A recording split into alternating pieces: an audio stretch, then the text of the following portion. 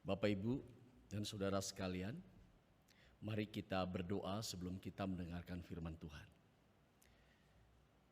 Sekali lagi kami datang kepadamu ya Allah, karena Engkau adalah Tuhan yang pantas kami puji dan kami muliakan. Di kesempatan pagi hari ini, kalau kami bersama-sama dapat hadir untuk menyembah dan memuliakan Tuhan, ini adalah sebuah anugerah yang patut kami syukuri. Kami tahu bahwa Allah begitu baik bagi kami. Di tengah-tengah pandemik Engkau hadir dan terus memimpin kami melewati segala masa sukar dengan kasih setia Tuhan. Biarlah kami ingin terus menikmati kasih Tuhan di dalam ibadah ini. Berkati kami supaya firman Tuhan yang boleh kami dengar terus memampukan kami untuk melihat kebesaran-Mu, dan Roh Kudus menerangi pikiran kami sehingga kami mengerti dan melakukannya. Terima kasih Tuhan, berkati kami semua, bahkan juga hamba-Mu yang akan menyampaikan firman. Inilah doa kami, demi nama Tuhan Yesus kami berdoa. Amin. Shalom. Ya, selamat pagi sidang jemaat yang saya kasihi di dalam Tuhan Yesus Kristus. Senang sekali jika hari ini saya mendapat kesempatan untuk bisa hadir di antara jemaat sekalian untuk beribadah saat ini. Saudara, satu hal yang perlu kita syukuri adalah apapun bentuk ibadah yang kita lakukan, kita berkesempatan untuk bisa menyembah Allah di dalam roh dan kebenaran. Saudara, ada sesuatu literatur yang memberitahukan sebagai sebuah informasi saja. Ketika orang-orang Israel mereka berada di kerajaan Babel, mungkin kita berpikir sebagai tawanan mereka hidup miskin dan menderita, teraniaya bahkan. Ternyata saudara, hal yang sangat menyakitkan dan membuat mereka begitu sedih adalah bukan karena penderitaan dan kemiskinan. Di sana dikatakan orang-orang Israel kaya karena mereka sebagai pendulang emas, dan juga mereka dikatakan pembuat dari berlian. Ini orang-orang bukan orang miskin, orang Israel. Maka ketika mereka dibawa pulang kembali, ya, sebagian di antara mereka sudah merasa nyaman tinggal di Babel sehingga mereka tidak kembali ke Yerusalem. Nah, apakah yang menjadi duka cita dan rasa sedih mereka ketika mereka ada di Babel?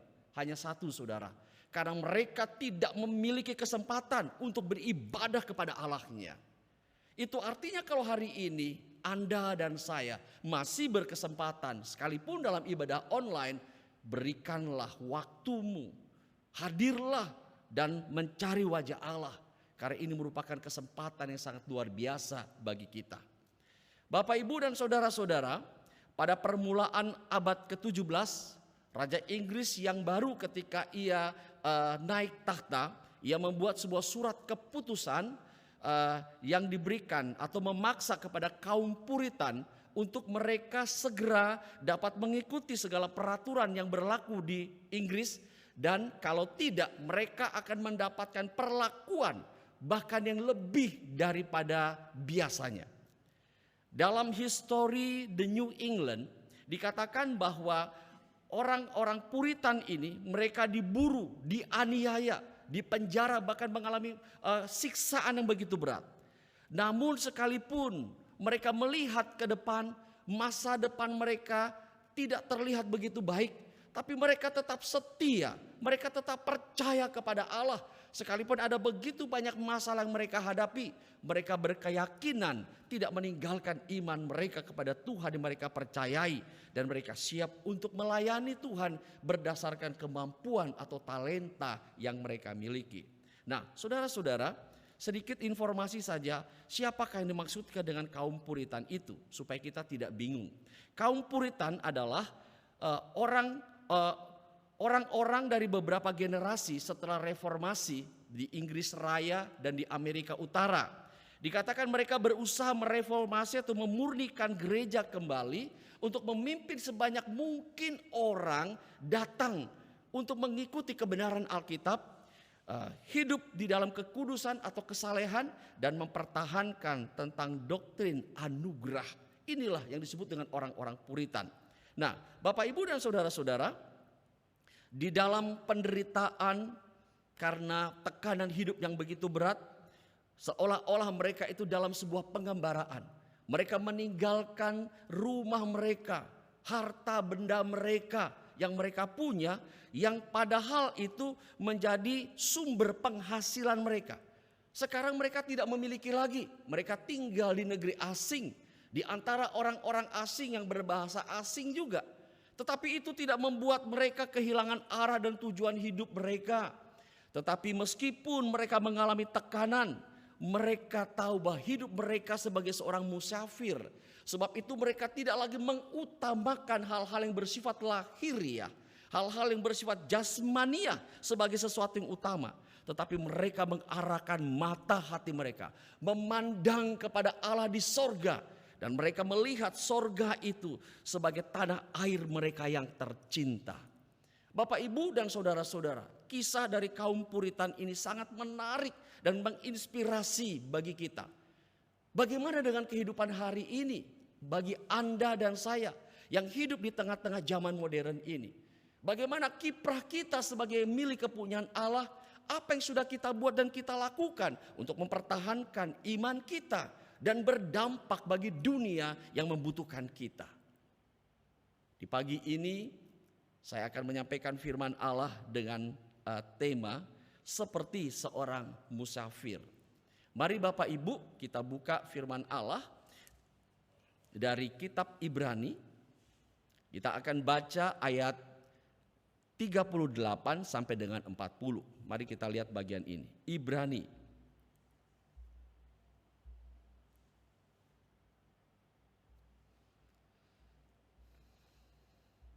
Ibrani pasal 11 ayat 38 sampai dengan 40.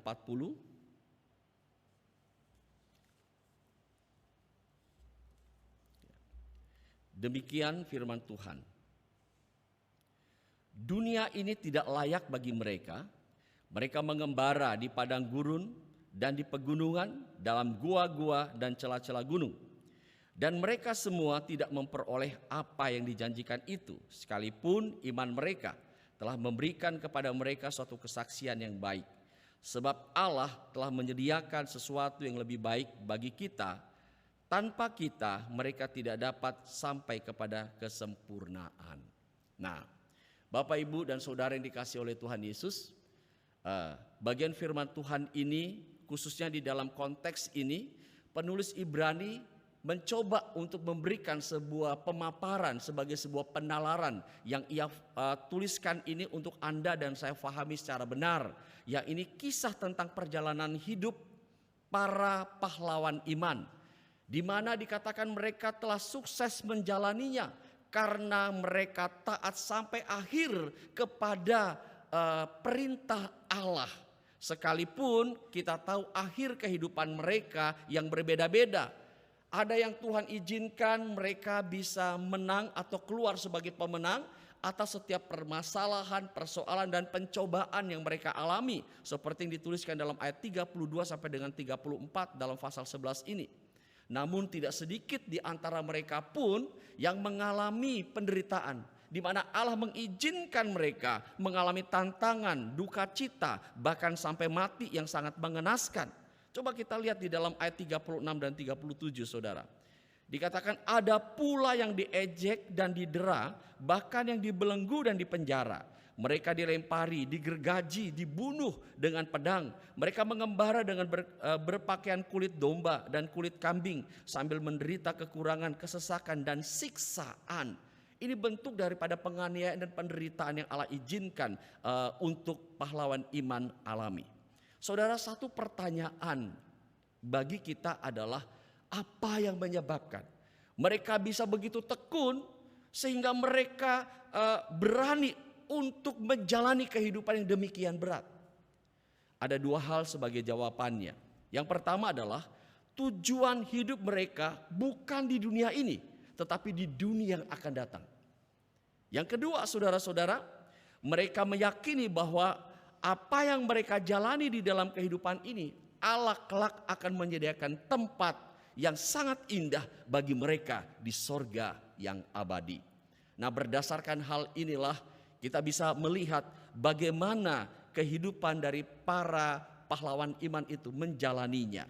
Nah, Bapak, Ibu, dan saudara-saudara yang dikasihi oleh Tuhan Yesus Kristus, kembali kepada tema kita, bagaikan musyafir. Saudara, hidup adalah sebuah perjalanan.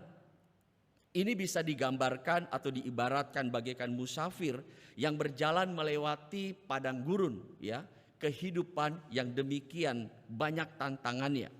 Nah, belajar dari perjalanan kehidupan seorang musafir, maka kita akan lihat beberapa pencerminan yang dapat kita lihat sebagai sesuatu yang sangat menarik. Yang pertama, saudara-saudara, musafir itu mempunyai tujuan yang jelas. Sekali lagi ya, saudara, musafir itu mempunyai tujuan yang jelas. Di dalam bahasa Inggris, musafir itu disebut sebagai traveler atau journeyer, yang artinya orang yang sedang dalam perjalanan, ya. Saudara, kita tahu bersama kalau orang yang sedang dalam perjalanan artinya dia tidak sembarangan berjalan, bukan? Pasti ada tujuan, ada arah sasaran sedang dia tuju. Enggak mungkin dikatakan orang sedang dalam perjalanan tapi tidak tahu kemana arah dan tujuannya. Nah, seorang musafir itu mempunyai tujuan yang jelas. Kalau ada orang yang hidup di dalam dunia ini kemudian tidak tahu arah dan tujuan hidupnya, ini berbahaya sekali, saudara-saudara. Ini sangat mengerikan. Suatu kali saya pernah bertemu dengan seorang pemuda. Saya tahu dan kenal pemuda ini. Ketika kami berpapasan di pasar, dia tidak lihat saya. Saya lihat kenapa anak muda ini kok mondar-mandir, jalan dari sini ke ujung kembali lagi. Saya lihat sudah 3 kali dia mondar-mandir, tapi sambil tunduk. Kemudian saya panggil dia, terus saya tanya, kamu nih mau kemana? Dia lihat saya kaget begitu, terus dia bilang gini, enggak tahu Pak, terserah kaki mau bawa saya kemana. Dia bilang begitu, saudara. Jadi saya berpikir, wah orang ini mungkin stres, dia sedang ada masalah, sehingga dia tidak tahu dia mau kemana, ya.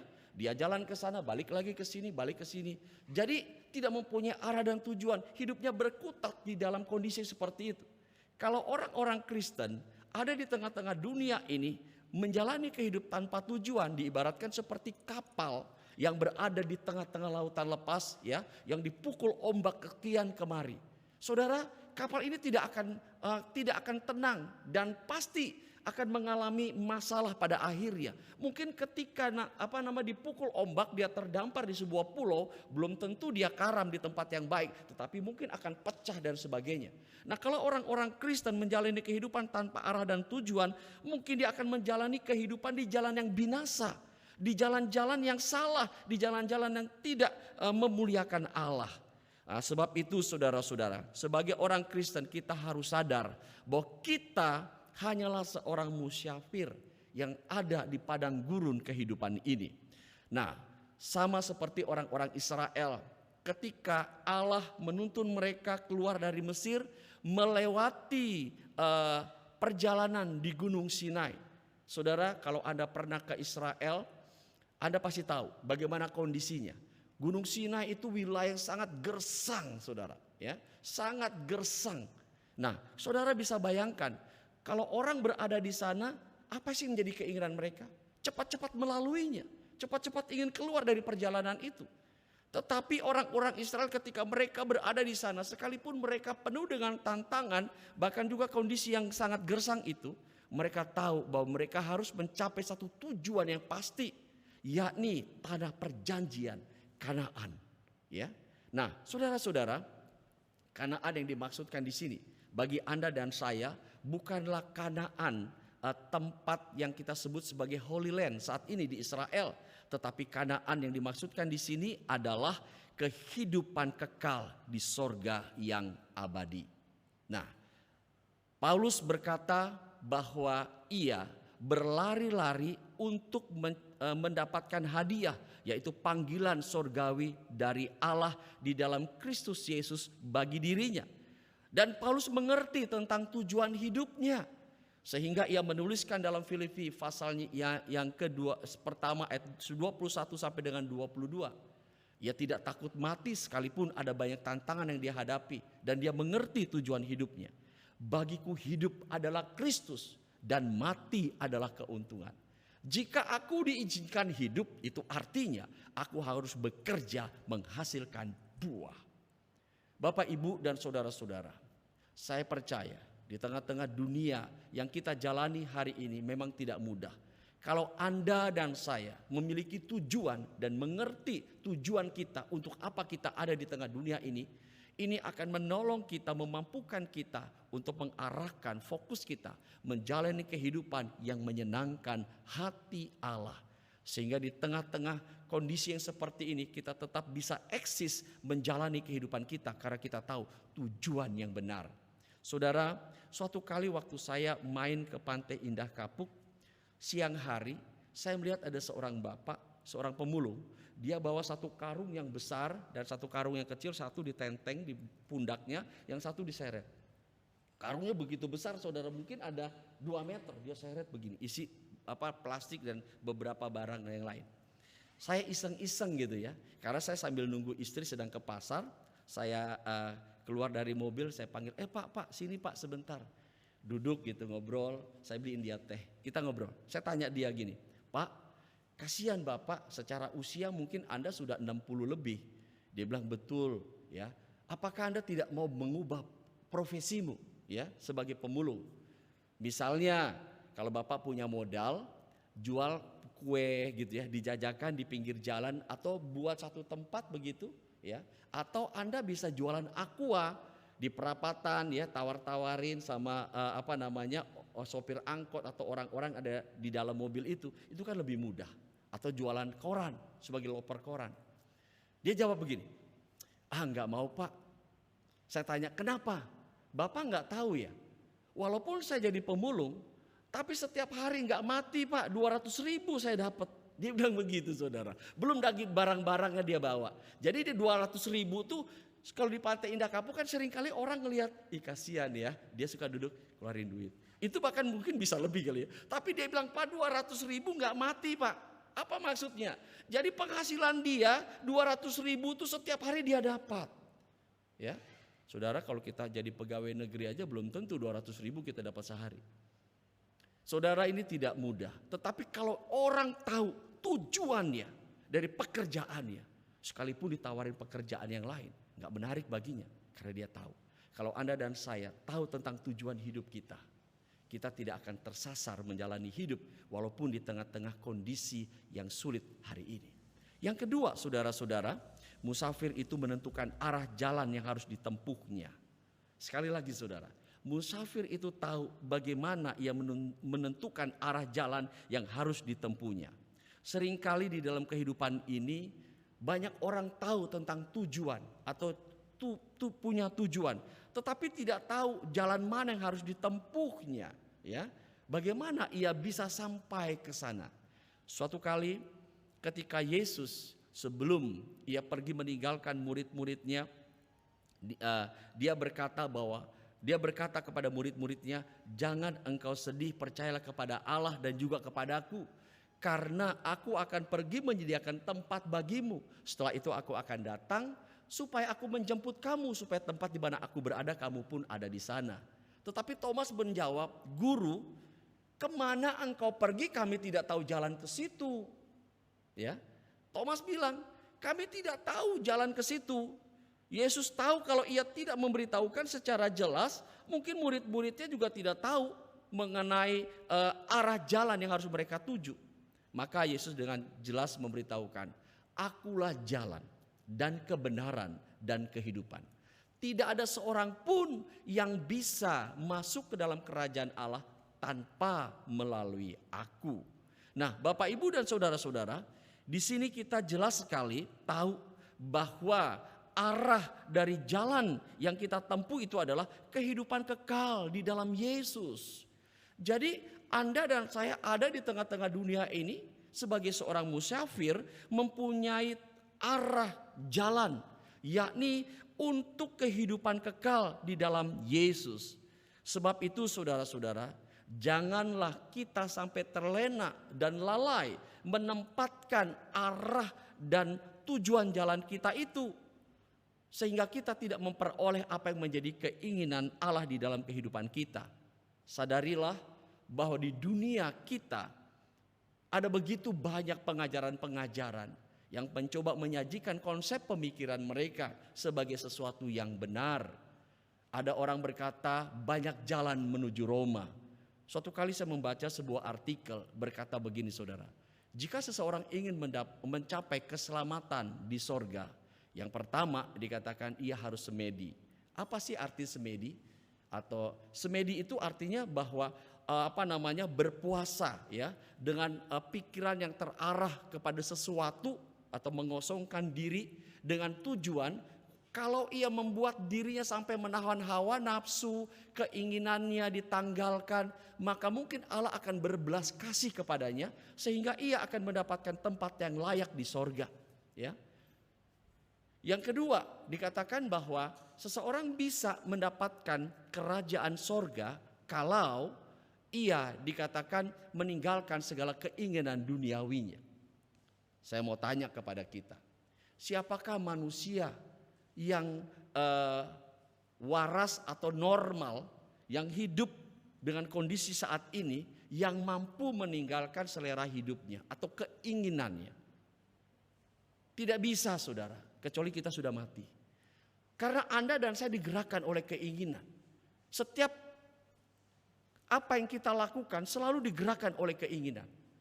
Ya, dengan alasan kalau kita bisa meninggalkan semua keinginan kita atau membuat cacat diri kita, maka tubuh jasmani kita ini tidak lagi bisa berbuat dosa. Saudara bisa bayangkan orang sudah pian sui saja ya, dia masih bisa kok berbuat dosa selama akal yang masih sehat. Sekali lagi, jadi bukan karena tubuh jasmani kita cacat kemudian kita tidak bisa berbuat dosa. Pikiran saudara, Tuhan katakan kalau ada seorang pria yang melihat wanita kemudian bangkit keinginannya, itu berbahaya, itu termasuk dosa. Dosa dalam apa? Pikiran. Nah, saudara-saudara, jadi tidak ada kesempurnaan di dalam hidup ini, ya. Itu sebabnya Tuhan ingin mengatakan bahwa kehidupan kekal di dalam Yesus adalah sesuatu yang sangat indah. Hati-hati dengan pengajaran-pengajaran yang ada. Alkitab mengajarkan jalan menuju kerajaan Allah hanya satu. Melalui siapa saudara? Tuhan Yesus Kristus. Tidak ada jalan yang lain. Ya, mungkin di dunia ini ada banyak jalan, tetapi jalan menuju kerajaan Allah hanya satu. Sebab itu Yesus katakan, akulah jalan dan kebenaran dan hidup. Sebagai jalan merupakan sarana yang harus dipakai. Dan kemudian di dalam jalan itu disebut adalah jalan yang benar yang bermuara kepada kehidupan abadi. Ini luar biasa sekali. Saudara-saudara, sebab itu marilah raih kehidupan kekal di dalam Yesus dengan arah yang jelas yang kita ketahui melalui apa yang diberitahukan oleh Allah di dalam kehidupan kita.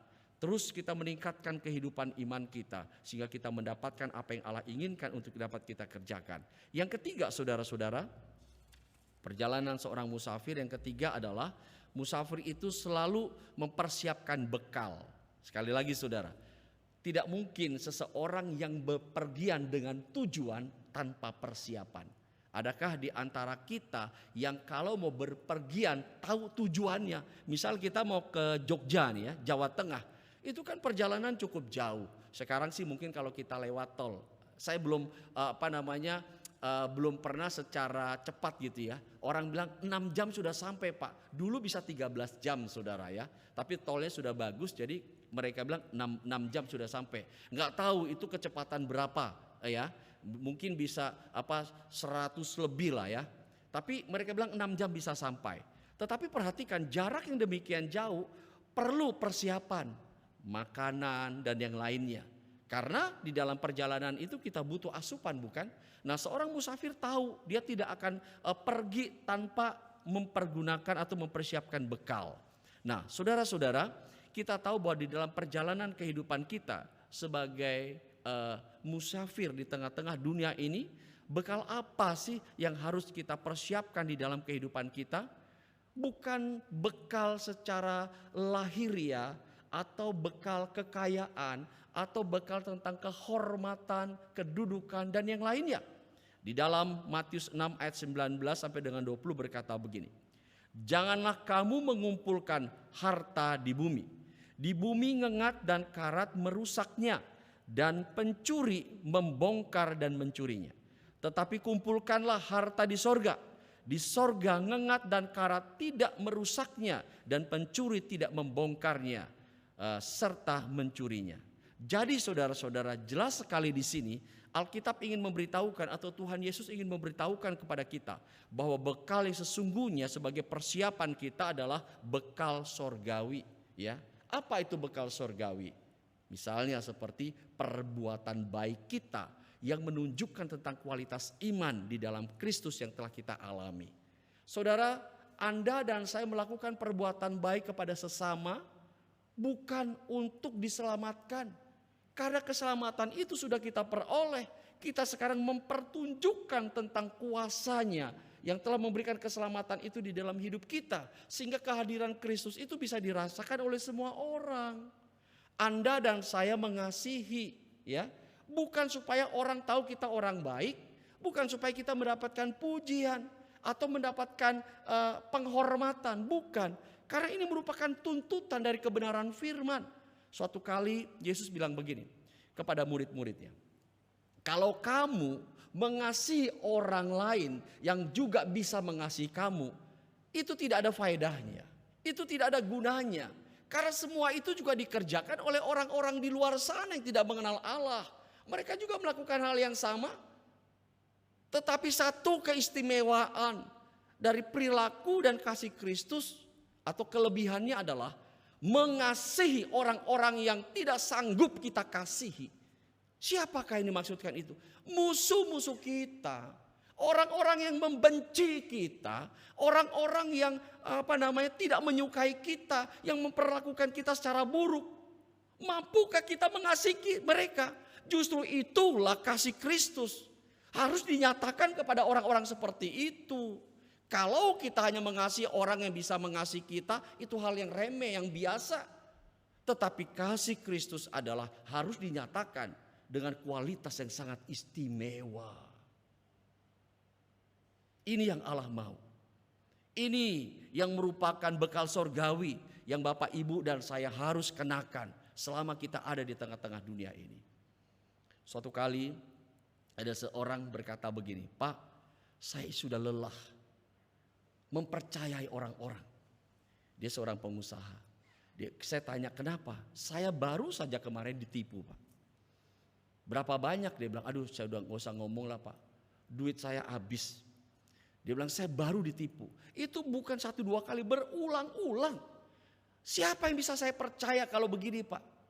Termasuk teman dekat sekalipun saya susah untuk mempercayainya.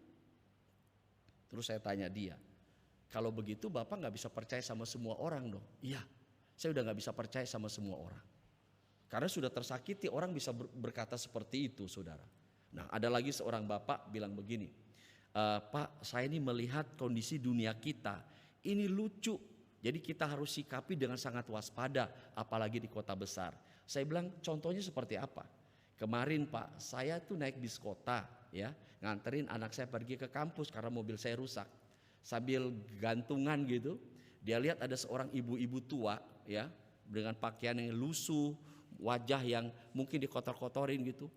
Nangis, naik di bis itu, nangis. Sejadi-jadinya nangis, saudara, sampai lindangan air mata. Orang tanya, "Kenapa Bu? Kenapa Bu?" Dia bilang, "Saya habis kecopetan, barang-barang saya udah gak tahu gini-gini." Orang kan sedih ngeliat orang tua seperti itu.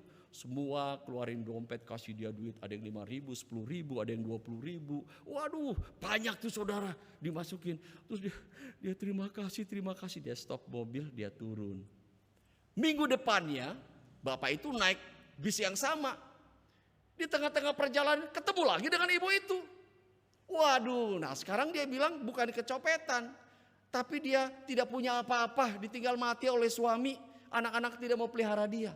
Aduh, dia bilang, "Pak, hidup seperti ini saya udah gak bisa percaya lagi sama semua orang." Ya, dia bilang beberapa bulan yang lalu ada tukang tukang beras. Biasa kan kalau beras ditaruh di sepeda, orang bilang dari kampung baru digiling. Jadi berasnya ini bagus sekali gitu, saudara. Ya, nggak tahu di sini ada nggak Pak Randy suka masuk gitu? Nggak ada ya? Ya.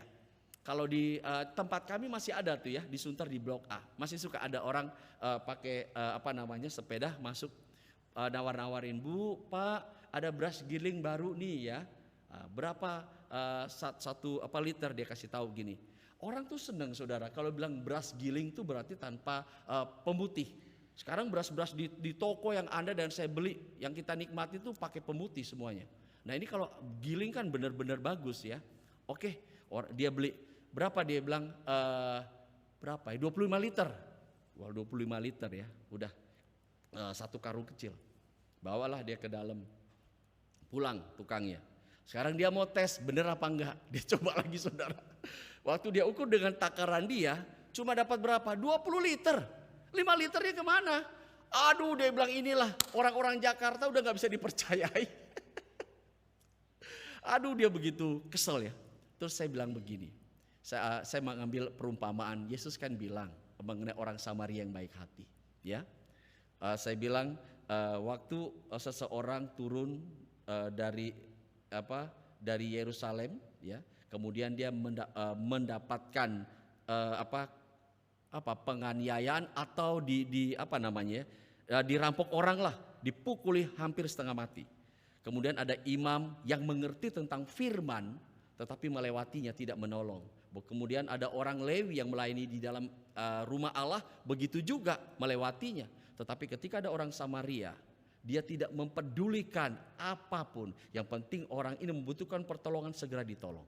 Nah, maksudnya begini, saudara, apapun yang terjadi di dunia kita, Yesus minta penerapan tentang kasih, perhatian dan kepedulian kita kepada mereka tidak boleh hilang. Jadi jangan mentang-mentang kita dikibuli orang, kita dibohongi orang, bahkan begitu banyak kejadian yang kita lihat sebagai sesuatu yang tidak benar. Jangan sampai kita terpicu dan kita kehilangan iman kita untuk melakukan kebenaran itu. Perhatikan, jadi kasih Kristus harus diterapkan apapun kondisinya. Apapun kondisinya, supaya dunia yang tersesat ini, dunia yang tidak mengerti kebenaran ini, mengerti kebenaran melalui Anda dan saya, melihat Kristus yang hadir dalam hidup kita, sehingga mereka bisa mengenal anugerah Allah itu. Inilah bekal sorgawi yang butuh Anda dan saya miliki di tengah-tengah dunia ini. Kasihilah mereka. Yang terakhir, saudara-saudara, perjalanan musafir penuh dengan ancaman dan tantangan dan gangguan. Ya, kita tahu bahwa di dalam perjalanan melalui padang gurun kehidupan ini tidak mudah untuk dilewati. Identitas kekristenan selalu menjadi label yang buruk. Seringkali orang mengenal kekristenan itu bukan menjadi sesuatu yang istimewa. Sehingga banyak orang Kristen sendiri yang mungkin imannya kurang kuat, malu mengakui keyakinan imannya di depan umum. Termasuk waktu saya masih sekolah di SD. Ini lucu saudara. Saya dulu sekolah di SD Impres ya, di SD Impres. Ditanya sama guru agama, itu waktu masih kelas 3 SD. Siapa di sini yang agama Kristen? Karena semua mayoritasnya agama lain. Saya gak berani angkat tangan tuh. Nah, jadi selama 1 semester saya mengikuti ajaran agama lain gitu. Nah, ini karena kebodohan ya. Tapi setelah saya kelas 4, kelas 5 ikut sekolah minggu dan dibina, begitu ditanya siapa di sini agama Kristen, saya angkat tangan. Ya, oke, karena tidak ada pelajaran agama untuk kamu, silakan keluar. Jadi kamu main di luar lah gitu ya. Nah, saya minta supaya saya tidak mengikuti pelajaran mereka. Nah, saudara, mungkin ada orang seperti saya. Ketika ditanya di dalam komunitas orang-orang yang mayoritas, kita malu mengakui ya sebagai orang Kristen.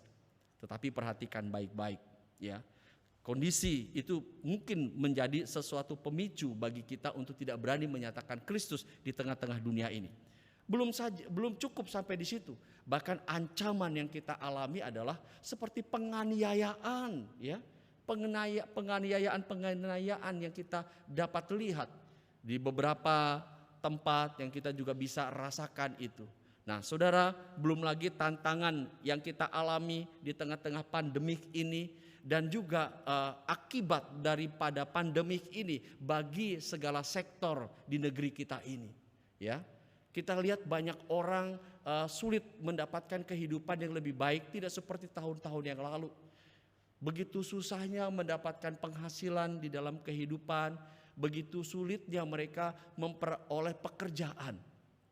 Saudara, di perempatan, di beberapa perempatan di dekat tempat kami situ, sekarang saya lihat banyak pengamen-pengamen muda. Ini bukan orang yang anak-anak masih kecil, tapi pengamen-pengamen muda, yang remaja-remaja ya. Dulu kalau orang cat tubuh silver begitu, itu kan menjadi ajang pertunjukan ya, seperti boneka. Dia begini bisa beberapa lama, itu dibayar tuh. Nah sekarang di tengah jalan saudara, waktu lampu merah mereka kayak patung. Begini sampai lama, terus apa? Minta duit saudara. Aduh sekarang rame saudara di sana. Itu artinya bahwa dengan kondisi pandemik ini banyak orang mungkin kesulitan mendapatkan penghasilan. Jadi mungkin dengan cara seperti itu bisa menunjang hidup mereka. Saya sedih sekali, saya bilang ini anak-anak muda. Sebetulnya mereka lakukan apa saja masih bisa mendapatkan penghasilan. Tetapi mereka tidak lakukan itu. Ini menyedihkan Bapak Ibu ya. Dan ada juga jemaat yang mau ikut Zoom ataupun ibadah lewat live streaming seperti ini kan butuh kuota. Aduh Pak, kalau setiap minggu kuotanya seperti ini saya nggak punya duit tuh. Sampai 10.000 satu minggu aja, ya 1 giga itu kuota, nggak punya duit. Ya, itu artinya orang begitu berat hidupnya. Kalau dulu dia bilang gampang Pak, kami jualan seperti ini kami bisa mendapatkan lebih dari apa yang kami inginkan. Tapi sekarang begitu susah, hidup ini begitu sukar. Belum lagi kalau keluarganya sakit, wah itu berat sekali. Bapak Ibu dan saudara-saudara, perhatikan, penderitaan dan masalah di dalam hidup ini memang tidak kunjung akhir. Bukankah para pahlawan iman juga mengalaminya? Mereka dicerca, dihimpit dengan berbagai macam masalah, tapi mereka tetap kuat di dalam iman. Jadi masalah yang Anda dan saya alami hari ini jangan jadikan sebagai batu sandungan yang tidak sanggup untuk dapat kita lewati. Jangan sampai kita kehilangan iman kita. Iman percaya kita kepada Allah. Justru kita belajar dari Ayub. Ketika penderitaan begitu berat dia alami, teman sahabat karibnya meninggalkan dia, dan seolah-olah penyakit yang dia derita itu sebagai dikatakan seperti dosa yang memang dilakukan oleh Ayub. Bahkan istrinya sendiri berkata supaya Ayub meninggalkan iman percayanya kepada Allah yang dikenalnya. Tetapi Ayub tetap bersikukuh meyakinkan dirinya dan tetap percaya sekalipun penderitaan begitu berat dia alami. Di dalam pasal terakhir kitab Ayub pasal 42 ayat 5 Ayub berkata, "Dulu aku mengenal Allah dari apa kata orang, tapi sekarang aku mengenal Allah dari apa yang aku alami secara pribadi." Mungkin Bapak Ibu, penderitaan-penderitaan yang Allah izinkan terjadi dalam hidup Anda dan saya hari ini supaya Allah dipermuliakan dalam hidup kita. Supaya kita semakin dekat dengan Allah, mengenal Dia dan semakin dekat lagi dengan Dia. Kalau kita hidup tanpa pergumulan, mungkin kita akan menjadi liar, tidak dekat dengan Tuhan. Maka doa Daud, dia bilang, "Ujilah aku Tuhan, cobalah aku Tuhan." Bukan Daud seorang super, tetapi Daud tahu dengan pengujian yang Allah izinkan supaya membawa dirinya semakin dekat mencari Allah. Ketika Anda dan saya mengalami kondisi itu, jangan lupa kita harus semakin dekat mencari Tuhan supaya pengenalan Anda dan saya kepada Allah semakin sempurna, sehingga penderitaan dan masalah di tengah-tengah pandemik yang kita jalani hari ini tidak membuat kita kehilangan arah dan tujuan, sekalipun kita sebagai seorang musafir. Saudara, biarlah pagi hari ini Tuhan terus menolong dan menguatkan iman kita, supaya kita dapat menjalani kehidupan seperti seorang musafir yang terarah kepada tujuan yang sesungguhnya. Amin. Mari kita berdoa. Tuhan, kami bersyukur Engkau sudah menyampaikan firman-Mu kepada kami semua. Dan biarlah kami juga boleh mendengar dan melakukan kebenaran firman-Mu seperti yang Kau inginkan. Terima kasih Tuhan, hamba-Mu telah selesai berbicara, tetapi kebenaran firman ini tidak akan pernah berdiam. Roh Kudus akan terus mengingatkan kepada setiap jemaat dan melakukan menurut kebenaran yang telah disampaikan. Terima kasih untuk anugerah-Mu ya Tuhan, kuatkan kami semua, berkati semua jemaat di dalam menjalani kehidupan di tengah-tengah dunia ini. Terima kasih, demi nama Tuhan Yesus Kristus, Allah kami yang hidup, kami sudah berdoa. Amin.